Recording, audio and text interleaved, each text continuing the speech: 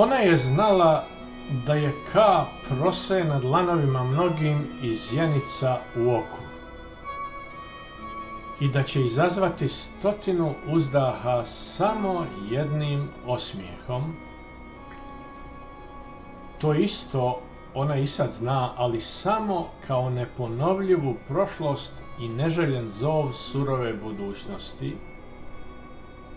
I posljednji vozovi prođoše, a sa njenim neiskorištenim promjenama vrijeme se poigrava.